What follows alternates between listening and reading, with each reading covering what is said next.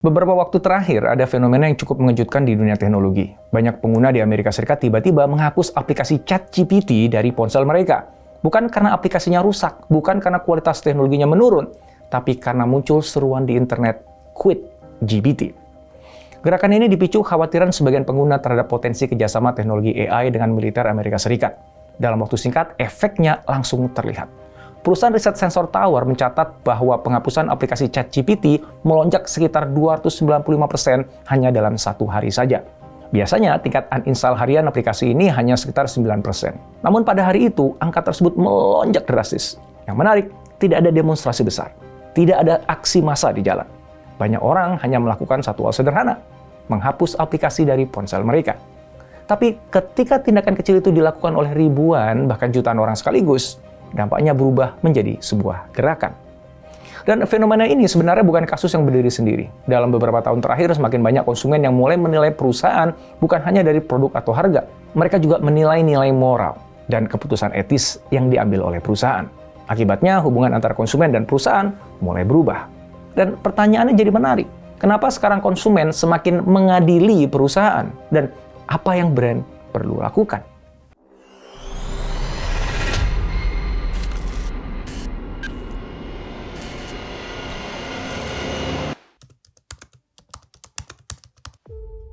Ternyata fenomena ini muncul dalam banyak bentuk. Setelah pembantaian di Gaza pada 2023 misalnya, seruan boikot terhadap sejumlah merek barat menyebar luas di Timur Tengah dan sebagian Asia Tenggara. Kampanye tersebut berkembang di media sosial dan mendorong konsumen untuk menghindari produk dari jaringan global seperti McDonald's atau Starbucks. Beberapa perusahaan bahkan mengakui bahwa bisnis mereka di sejumlah pasar internasional ikut terdampak oleh gelombang boikot yang berkembang secara daring.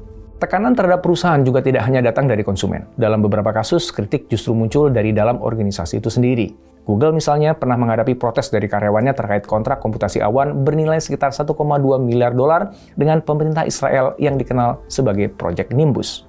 Di sektor lain, kritik publik muncul setelah berbagai skandal terungkap. Volkswagen pernah menghadapi krisis besar akibat skandal emisi Dieselgate pada 2015. Sementara perusahaan energi seperti Shell dan BP sering menjadi sasaran kritik karena kontribusi mereka terhadap krisis iklim. Di industri teknologi dan manufaktur, Nike dan Apple juga pernah mendapat sorotan luas terkait kondisi kerja di pabrik pemasok mereka di Asia. Kasusnya berbeda-beda, industri yang terlibat juga berbeda, namun polanya sama. Publik kini semakin menilai perusahaan bukan hanya dari apa yang mereka jual, tapi juga dari bagaimana mereka beroperasi dan nilai apa yang mereka tunjukkan. Fenomena ini sering disebut sebagai ethical consumerism atau kebangkitan konsumen etis. Dalam pola ini, aktivitas membeli tidak lagi dianggap sebagai transaksi ekonomi. Keputusan membeli mulai dipertimbangkan dari sisi moral. Orang tidak hanya bertanya, apakah produk ini bagus? Mereka juga bertanya, bagaimana produk ini dibuat? Bagaimana pekerjaannya diperlakukan? Dan apa dampaknya terhadap lingkungan? Sebenarnya gagasan ini bukan sesuatu yang benar-benar baru. Sejak lama sudah ada kampanye perdagangan adil, gerakan membeli produk organik, atau boikot terhadap perusahaan yang dianggap melanggar hak asasi manusia. Namun, dalam beberapa tahun terakhir, praktik ini menjadi jauh lebih terlihat. Ada dua faktor besar yang mempercepat perubahan ini. Pertama adalah media sosial. Dulu, kampanye boikot biasanya dipimpin oleh organisasi aktivis dengan struktur yang jelas. Sekarang, pola itu berubah. Sebuah unggahan, video pendek, atau utas diskusi bisa memicu percakapan yang menjangkau jutaan orang hanya dalam waktu singkat. Siapa saja bisa memulai percakapan, dan ketika percakapan itu menyebar luas, ia bisa berubah menjadi gerakan kolektif. Faktor yang kedua adalah keterbukaan informasi. Laporan investigasi jurnalisme, penelitian lembaga independen, hingga kebocoran dokumen internal sering mengungkap praktik perusahaan yang sebenarnya jarang diketahui publik. Informasi tentang rantai pasok global, kondisi kerja di pabrik masuk, hingga dampak lingkungan produksi kini jauh lebih mudah diakses. Akibatnya, konsumen semakin memiliki informasi untuk menilai perusahaan. Dan dalam situasi seperti ini, keputusan membeli sebuah produk seringkali menjadi cara untuk menunjukkan nilai yang mereka dukung. Namun perubahan ini juga membawa tantangan besar bagi perusahaan. Salah satu masalah utamanya adalah standar moral publik yang semakin tinggi. Konsumen tidak lagi menilai perusahaan hanya dari kualitas produk, tapi juga dari keputusan bisnis, rantai pasok, hingga sikap perusahaan terhadap isu sosial. Masalahnya, standar etika publik tidak selalu seragam. Apa yang dianggap sebagai langkah progresif oleh satu kelompok konsumen bisa dianggap kontroversial oleh kelompok lain. Akibatnya, perusahaan sering berada dalam posisi yang sulit. Hampir setiap keputusan bisnis berpotensi memicu reaksi yang berbeda di masyarakat. Tekanan juga semakin besar karena meningkatnya tuntutan transparansi. Di masa lalu, banyak praktik bisnis jarang diketahui publik karena informasi sulit diakses. Sekarang situasinya berbeda. Rantai pasok global, kondisi kerja di pabrik, hingga dampak lingkungan produksi bisa dengan cepat menjadi bahan perdebatan publik. Ketika informasi tersebut muncul, perusahaan tidak hanya diminta menjelaskan, mereka juga dituntut untuk memperbaiki prakteknya. Dan perubahan seperti itu seringkali memerlukan biaya yang besar. Perubahan model bisnis atau investasi baru, yang itu tidak mudah dilakukan dalam waktu singkat.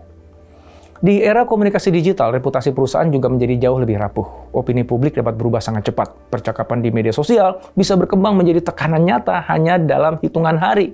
Kampanye boikot tidak lagi membutuhkan organisasi besar. Kadang cukup satu narasi yang menyebar luas di internet. Dan ketika narasi itu dipercaya oleh publik, dampaknya bisa langsung terasa pada bisnis perusahaan.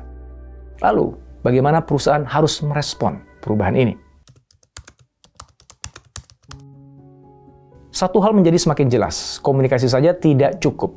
Pernyataan publik yang terdengar baik tidak akan berarti banyak jika praktik bisnis di baliknya tidak berubah. Publik sekarang jauh lebih cepat memeriksa apakah sebuah klaim benar-benar dijalankan atau hanya menjadi bagian dari kampanye pemasaran. Karena itu, banyak perusahaan mulai menyadari bahwa respon terhadap tekanan konsumen tidak bisa berhenti di level pesan. Perubahan harus menyentuh cara perusahaan beroperasi sehari-hari. Salah satu isu yang sering muncul adalah fenomena yang dikenal sebagai greenwashing. Selama beberapa tahun terakhir, banyak perusahaan menggunakan isu keberlanjutan sebagai bagian dari strategi branding. Istilah seperti ramah lingkungan, netral karbon, atau produk berkelanjutan sering muncul dalam kampanye pemasaran. Namun, ketika publik menemukan bahwa klaim tersebut tidak sepenuhnya sesuai dengan praktik yang sebenarnya, reaksi yang muncul justru bisa lebih keras. Dalam situasi seperti ini, yang menjadi sangat penting adalah integritas bisnis yang nyata. Perusahaan juga perlu memahami bahwa nilai yang berkembang di masyarakat terus berubah. Keputusan bisnis yang dulu dianggap netral, kini sering dipandang memiliki implikasi sosial atau politik. Pilihan pemasok, lokasi investasi, bahkan kerjasama dengan pihak tertentu bisa memicu perdebatan publik. Karena itu, perusahaan semakin dituntut mempertimbangkan bukan hanya dampak ekonomi dari sebuah keputusan, tapi juga bagaimana keputusan itu dipersepsikan oleh konsumen. Pada akhirnya, tantangan terbesar adalah membangun kepercayaan jangka panjang. Dalam era konsumen etis, kepercayaan bukan lagi sekedar elemen tambahan dalam reputasi merek. Ia menjadi salah satu aset paling penting bagi perusahaan. Ketika kepercayaan terbangun, konsumen cenderung lebih loyal. Namun ketika kepercayaan hilang, reputasi yang dibangun selama bertahun-tahun bisa runtuh hanya dalam waktu singkat. Salah satu contoh yang paling jelas muncul setelah genosida Israel terhadap Palestina semakin intens sejak 2023. Di media sosial Indonesia, seruan boikot terhadap jumlah merek global menyebar sangat cepat. Bersamaan dengan itu muncul berbagai daftar produk yang dianjurkan untuk dihindari, lengkap dengan alternatif yang dianggap lebih netral atau lokal. Kampanye ini hadir dalam banyak bentuk, video pendek, poster digital, hingga diskusi panjang di komunitas daring. Di beberapa kota, gerakan ini bahkan berkembang menjadi ajakan untuk lebih sering memilih produk lokal. Dampaknya perlahan mulai terlihat pada pola konsumsi. Sejumlah perusahaan multinasional di sektor makanan cepat saji dan minuman melaporkan penurunan penjualan di beberapa negara dengan mayoritas penduduk muslim, termasuk di kawasan Asia Tenggara. Di Indonesia sendiri, perubahan ini juga terlihat dari semakin seringnya promosi merek alternatif di media sosial. Isu etika juga muncul dalam konteks lain. Pada tahun 2025, Festival Musik Pesapora sempat menjadi bahan perbincangan setelah beberapa brand pengisi mengetahui bahwa salah satu sponsor acara tersebut adalah perusahaan tambang besar, sehingga mereka akhirnya menolak tampil. Peristiwa ini memicu diskusi di media sosial tentang hubungan antara industri ekstraktif dan kegiatan budaya populer. Sebagian orang mempertanyakan apakah dukungan sponsor tersebut hanya promosi biasa atau bagian dari upaya memperbaiki citra industri yang sering dikritik karena dampak lingkungannya. Perdebatan seperti ini menunjukkan satu hal yang semakin jelas. Cara publik Indonesia menilai perusahaan mulai berubah. Percakapan tentang produk tidak lagi hanya berkisar tentang harga atau kualitas. Semakin sering, orang juga membicarakan nilai di balik merek tersebut. Dari semua fenomena ini, ada beberapa pelajaran penting bagi perusahaan. Pertama, produk yang baik saja tidak lagi cukup untuk mempertahankan kepercayaan publik. Konsumen semakin perhatikan nilai yang dipegang oleh perusahaan. Mereka ingin tahu bagaimana produk dibuat, bagaimana perusahaan perlakuan pekerja, dan apa dampaknya terhadap lingkungan. Kedua, era transparansi digital membuat praktik bisnis semakin sulit disembunyikan.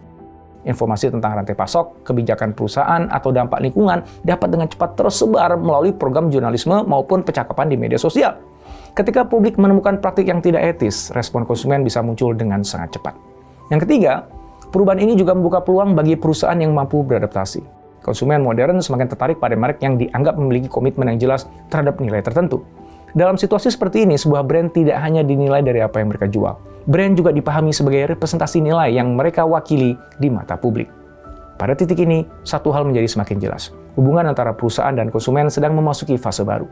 Konsumen memiliki lebih banyak informasi, lebih banyak ruang untuk bersuara, dan lebih banyak cara untuk mempengaruhi arah sebuah merek. Dalam situasi seperti ini, reputasi perusahaan tidak lagi dibangun hanya melalui kampanye pemasaran besar. Reputasi terbentuk dari rangkaian keputusan kecil yang terus diamati oleh publik. Perusahaan yang mampu menjaga keselarasan antara nilai yang mereka komunikasikan dan praktik yang mereka jalankan akan memiliki keunggulan yang jauh lebih kuat. Karena pada akhirnya, di era konsumen etis, sebuah merek tidak hanya dinilai dari produk yang dijualnya. Ia dinilai dari nilai yang diwakilinya.